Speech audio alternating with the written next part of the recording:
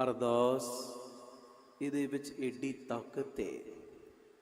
ਜਦੋਂ ਅਸੀਂ ਪਿਆਰ ਦੇ ਨਾਲ ਅਰਦਾਸ ਕਰਦੇ ਹਾਂ ਨਾ ਸਤਿਗੁਰਾਂ ਦੇ ਚਰਨਾਂ ਵਿੱਚ, ਇਸ ਅਰਦਾਸ 'ਚ ਇੰਨੀ ਤਾਕਤ ਹੈ। ਇਹ ਮਹਾਂਪੁਰਖਾਂ ਦਾ ਬਚਨ ਹੈ। ਕਹਿੰਦੇ ਅਰਦਾਸ ਬੇਆਸੇ ਨੂੰ ਆਸ ਦਿੰਦੀ ਹੈ। ਆਖੋ ਧੰਨ ਗੁਰੂ ਰਾਮਦਾਸ ਜੀ, ਧੰਨ ਗੁਰੂ ਰਾਮਦਾਸ ਜੀ, ਧੰਨ ਗੁਰੂ ਰਾਮਦਾਸ ਜੀ, ਧੰਨ ਗੁਰੂ ਰਾਮਦਾਸ ਜੀ।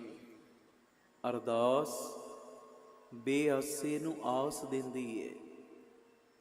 ਅਰਦਾਸ ਡਿੱਗੇ ਹੋਏ ਨੂੰ ਸਹਾਰਾ ਦਿੰਦੀ ਹੈ ਜੀ। ਜਦੋਂ ਅਰਦਾਸ ਵਿੱਚ ਅਸੀਂ ਆਪਣੀ ਅਰਜ਼ੀ ਲਾਉਂਦੇ ਹਾਂ ਨਾ, ਇੱਕ ਹੈ ਸੰਗਤ ਰੂਪੀ ਅਰਦਾਸ, ਇੱਕ ਹੈ ਨਿੱਜੀ ਅਰਦਾਸ। ਜਦੋਂ ਨਿਤਨੇਮ ਤੋਂ ਬਾਅਦ ਆਪਣੀ ਅਰਜ਼ੀ ਲਾਈ, ਆਪਣੀ ਫਾਈਲ ਲਾਈ ਪਰਸਨਲੀ ਤੌਰ ਤੇ, ਇਹ ਅਰਦਾਸ ਡਿੱਗੇ ਹੋਏ ਨੂੰ ਸਹਾਰਾ ਦਿੰਦੀ ਹੈ। ਮਨ ਡਿੱਗਦਾ ਹੁੰਦਾ ਹੈ, ਡਿੱਗਦਾ ਹੈ ਜੀ, ਡੋਲਦਾ ਹੁੰਦਾ ਹੈ, ਡੋਲਦਾ।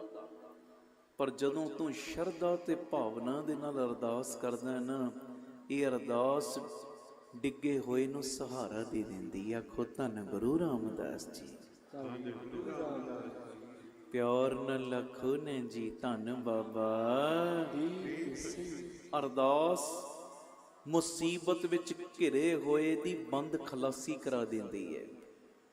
ਚਾਰੇ ਪਾਸਿਓਂ ਵੀ ਬੰਦਾ ਮੁਸੀਬਤਾਂ 'ਚ ਘਿਰ ਜਾਵੇ ਨਾ, ਚਾਰੇ ਪਾਸਿਓਂ ਵੀ, ਚਾਰੇ ਪਾਸਿਓਂ ਜੀ। ਇੱਕ ਮੁਸੀਬਤ ਖਤਮ ਹੋਈ, ਦੂਜੀ ਫਿਰ ਸ਼ੁਰੂ, ਦੂਜੀ ਮੁੱਕੀ, ਤੀਜੀ ਸ਼ੁਰੂ, ਤੀਜੀ ਫਿਰ ਚੌਥੀ ਸ਼ੁਰੂ।